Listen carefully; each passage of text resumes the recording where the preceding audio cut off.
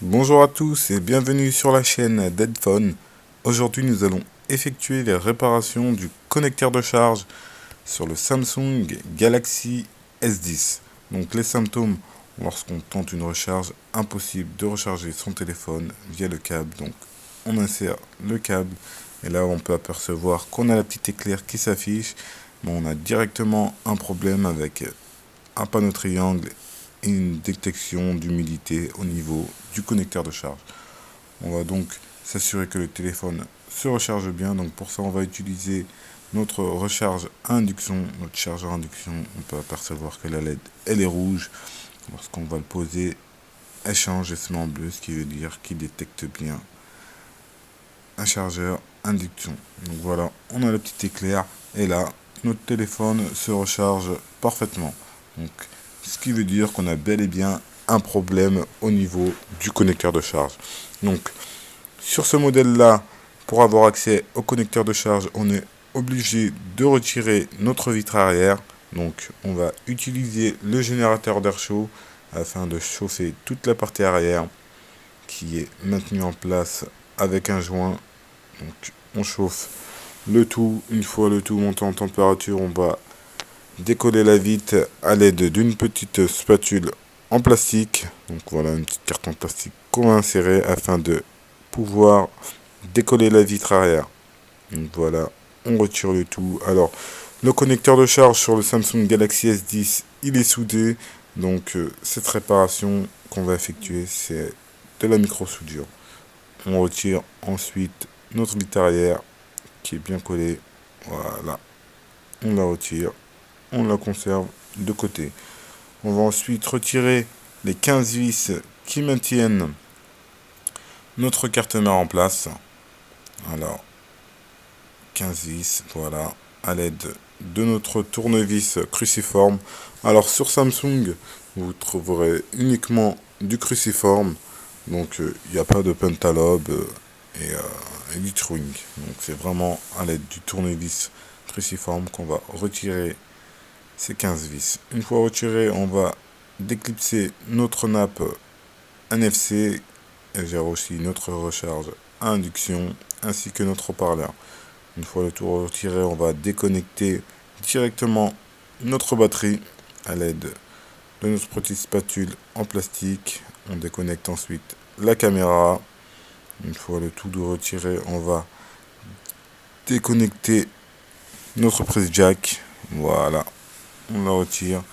On va ensuite dévisser les 3 vis qui maintiennent en place notre carte mère. Mais avant ça, on va retirer notre lecteur SIM. Sinon, on aura du mal à retirer notre carte mère. Donc, à l'aide du tournevis Triwing cruciforme, on retire dans un premier temps la première vis, située tout en haut au niveau de l'écouteur interne. On dévisse ensuite nos 2 vis qui se situent au niveau de notre connecteur de charge. Toujours à l'aide du tournevis cruciforme. Une fois le tout retiré, on va déconnecter la nappe de notre écran à l'aide de notre petite spatule en plastique. Et voilà, on est maintenant prêt, on va pouvoir retirer la carte mère du châssis. Donc pour ça, on va faire levier, on commence par le haut. On la retire délicatement, alors elle est légèrement collée, maintenue en place par le joint du connecteur de charge. Donc sans forcer, on vient la retirer. On est maintenant prêt. On a notre carte mère qui est aussi directement équipée de la caméra arrière qu'on va retirer. On va le retirer par mesure de sécurité. On a notre connecteur de charge qui se situe au niveau du bas qu'on peut apercevoir bien soudé et notre caméra qu'on va retirer. Donc pour ça on utilise la petite spatule, on déconnecte les nappes de notre caméra et on la déclipse. Voilà, car on va monter en température, donc on retire vraiment tous les éléments qu'on peut retirer. On se met en place.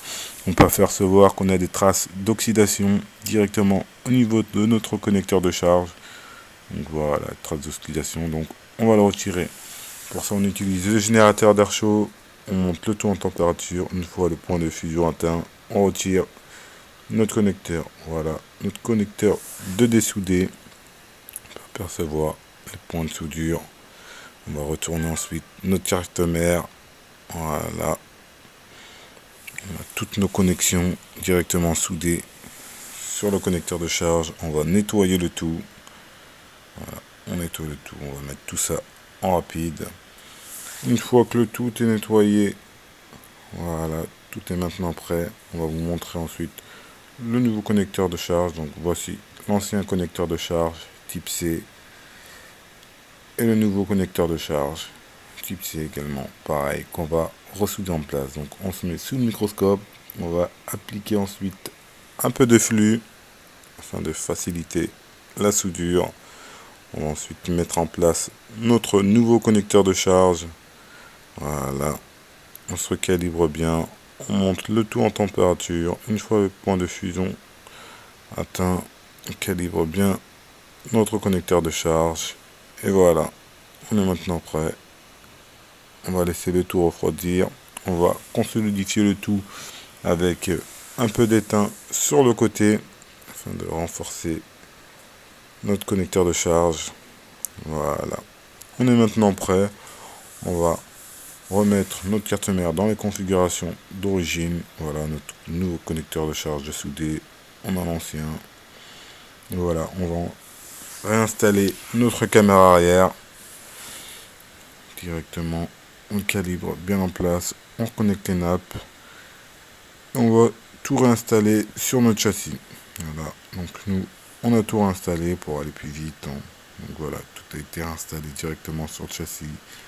On va ensuite mettre en place notre haut-parleur qu'on va reclipser.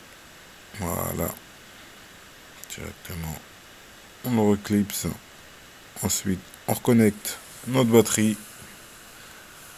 On réinstalle notre nappe NFC et notre recharge induction.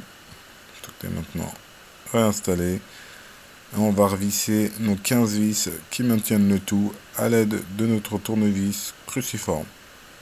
Voilà, on visse le tout, voilà. Une fois le tout de revisser, on va réinstaller notre lecteur SIM. Voilà. On réinsère. Et on va pouvoir installer notre vitre arrière. Donc, avant d'installer la vitre arrière, on s'assure que tout soit bien propre.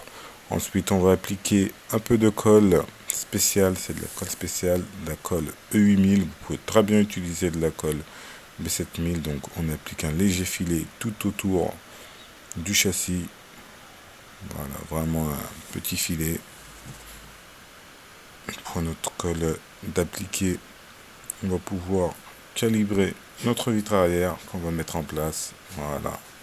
Une fois en place, on applique une légère pression tout autour du téléphone. Ensuite, on va nettoyer le tout. Si jamais vous avez un peu de résidu de colle, vous le nettoyez. Voilà. Une fois que tout est prêt, on va pouvoir effectuer le test.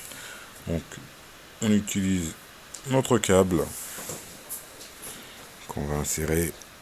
Et là, on va s'assurer qu'aucun message d'erreur ne s'affiche. On a bien l'éclair qui s'affiche. Et là, voilà, notre téléphone charge bien, 4%. On va vérifier. On va attendre un peu qu'il monte à 5% pour s'assurer que le téléphone se recharge bien. Voilà, c'est un tout petit peu long, mais ça va le faire. Voilà. Bien, maintenant, attends les 5%.